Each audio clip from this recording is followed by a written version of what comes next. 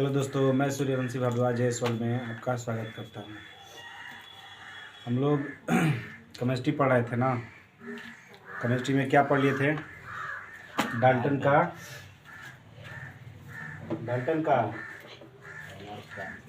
Dalton का परमाणु सिद्धांत पढ़ लिए थे।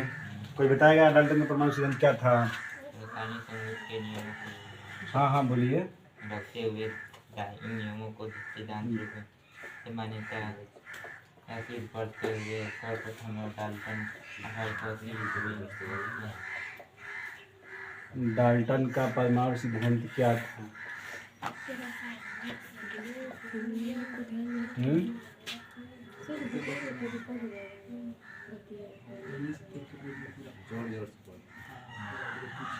कक्षा 9th के लिए है, ठीक है ना। क्या था डाल्टन का परमाणु सिद्धांत? देख कर बोलोगे? हाँ, याद नहीं किए हो?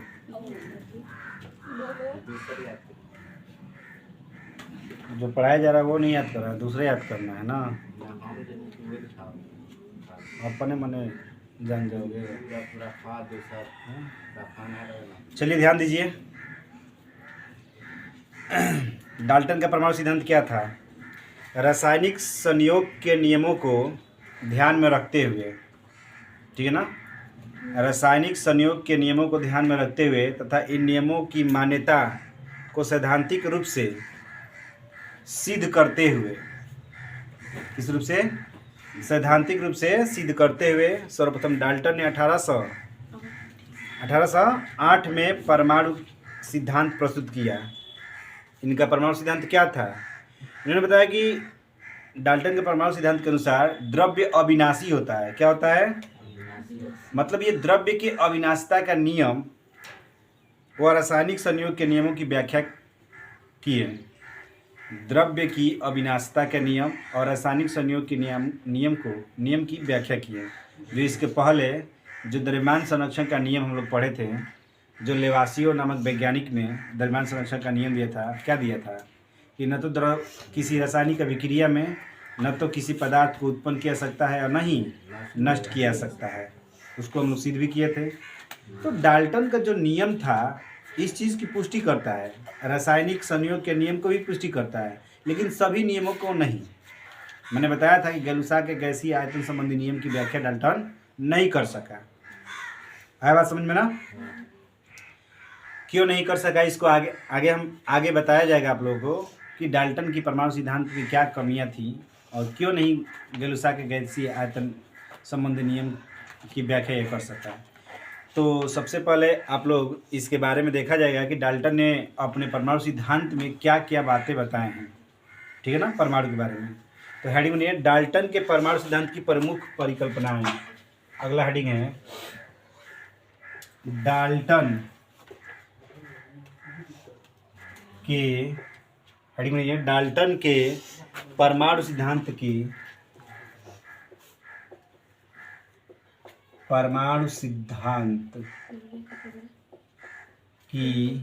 डाल्टन के परमाणु सिद्धांत की प्रमुख परिकल्पनाएं। ऐसे परिकल्पना का मतलब क्या होता है? प्रमुख परिकल्पनाएं। परिकल्पनाएं का मतलब क्या होता है? यानी परिकल्पना का मतलब क्या होता है? नियम। क्या होता है? नियम। मैंने डाल्टन ने परमाणु सिद्धांत में क्या क्या नियम बताए? तो नियम पहला लिखिए। प्रत्येक तत्व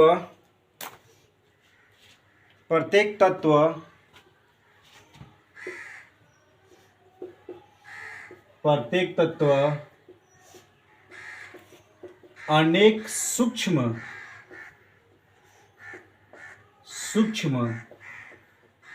कणों से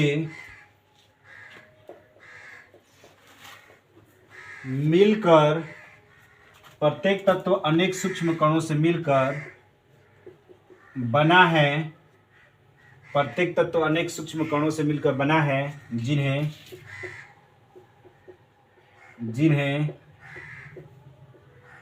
परमाणु कहते हैं। ठीक है। लेकिन डाल्टन के इस सिद्धांत से भी पहले महर्षि कर्णाद ने मैंने बताया था कि पदार्थ के बारे में बताया था। महर्षि कर्णाद के परमाणुवाद की संरचना यानी परमाणुवाद के ग्रंथ है, उस ग्रंथ में इन्होंने सबसे पहले परमाणु के बारे में बताया था कि पदार्थ अनेक सूक्ष्म कणों से मिलकर बना है, जिसे क्या कहते हैं, परमाणु कहते हैं। ठीक है ना। तो प्रत्येक तो अनेक सूक्ष्म कणों से मिलकर बना है जिन्हें परमाणु कहते हैं। इस चीज को सबसे पहले बताने वाले वैज्ञानिक कौन थे? तो महर्षि कर्णाद थे। कौन थे? पोस्ट में लिख लीजिए, महर्षि कर्णाद। महर्षि कर्णाद, ठीक है ना। ये भारतीय वैज्ञानिक थे आपके, इनको ऋषि कहा जाता है। ठीक है ना। अगला दूसरा लिखिए, दूसरा क्या है? परमाणु तत्व का वह सूक्ष्मतम कण है, परमाणु तत्व का सूक्ष्मतम कण है जिसे विभाजित नहीं किया जा सकता है, जिसे विभाजित नहीं किया जा सकता है, नहीं किया जा सकता है।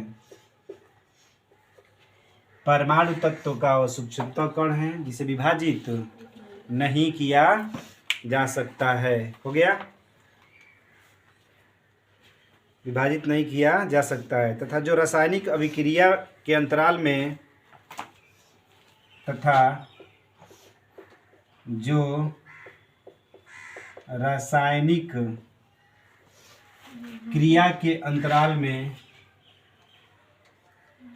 रासायनिक क्रिया के अंतराल में उसी तरह बना रहता है,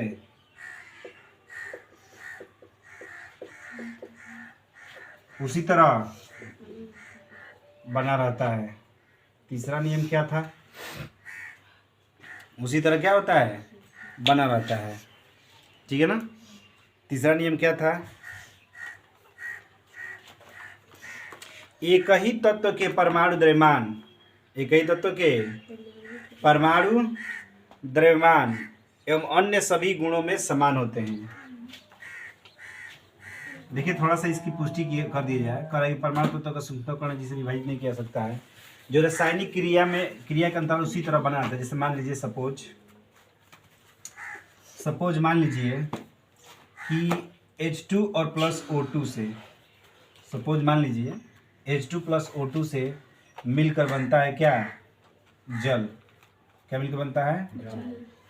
2H2O। इधर 2 से मल्टीप्लाई कर दीजिए। ठीक है ना। H2 प्लस O2 से जल मिलकर बना होता है। तो इन्होंने कहा कि इनकी ये बातें परमाणु तत्व का सूक्ष्मतम कण है जिसे विभाजित नहीं किया सकते, ये तो गलत था। आधुनिक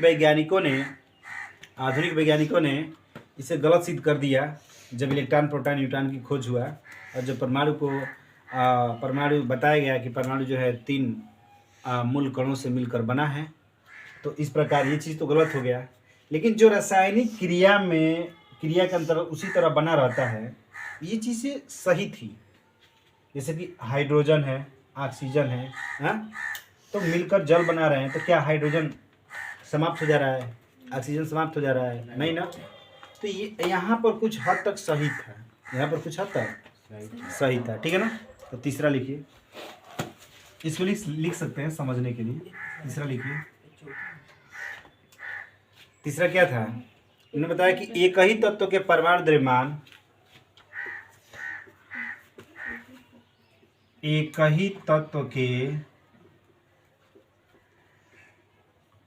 परमाणु द्रव्यमान, एक ही तत्व के परमाणु द्रव्यमान एवं अन्य सभी गुणों में समान होते हैं। एक ही तत्व के परमाणु द्रव्यमान एवं अन्य सभी गुणों में समान होते हैं। समान होते हैं। मैं बाद में बताऊंगा कि क्या क्या ऐसी चीज़ें थीं इनके सिद्धांत में जो सही रहा और क्या क्या ऐसी चीज़ें थी, मतलब कौन कौन से नियम थे जो गलत थे और कौन कौन से ऐसे नियम थे जो क्या थे, सही थे। ठीक है ना, पहले इनके नियम को पढ़ लिया जाए। ठीक है ना। चौथा नियम था, ये हो गया। चौथा नियम लिखिए, दो या दो से अधिक तत्वों के परमाणु दो या दो से अधिक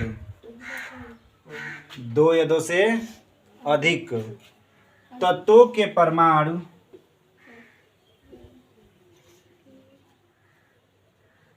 दो या दो से अधिक तत्वों के परमाणु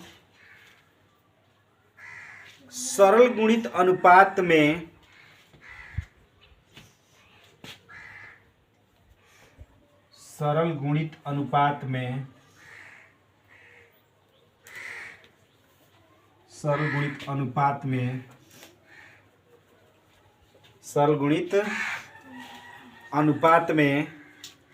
रासायनिक संयोग करके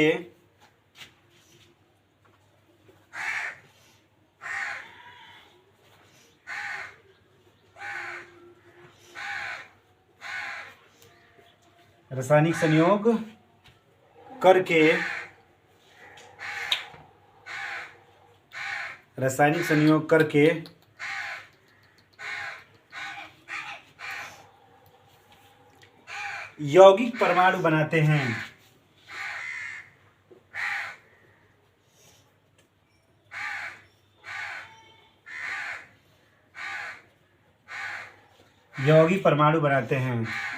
ठीक है ना। दो या दो से अधिक तत्वों के परमाणु सरल गुणित अनुपात में रासायनिक संयोग करके क्या करते हैं, यौगिक परमाणु बनाते हैं। तो ये सरल अनुपात क्या है, जरा इसके बारे में समझ लिया जाए। सरल अनुपात मतलब ये किस तरह, ऊपर ला मिटा देना। हाँ ठीक है, मिटा दे रहा हूँ।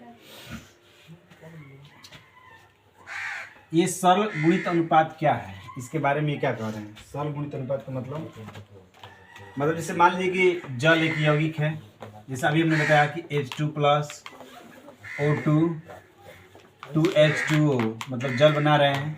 यहाँ पर 2 से मल्टीप्लाई कर देंगे तो बैलेंस हो जाएगा, 4 हाइड्रोजन 2 ऑक्सीजन। ठीक है ना।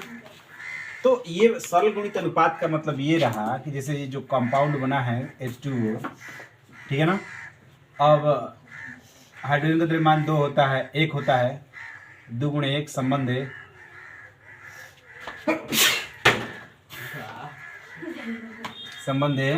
क्या हो जाएगा, ऑक्सीजन का 8 होता है, 16 होता है द्रव्यमान, तो 2 एकम में 2 और 16, तो 2 एकम में 2 2 8 16, यानी 1 संबंध 8 का इनका क्या रहा, अनुपात रहा।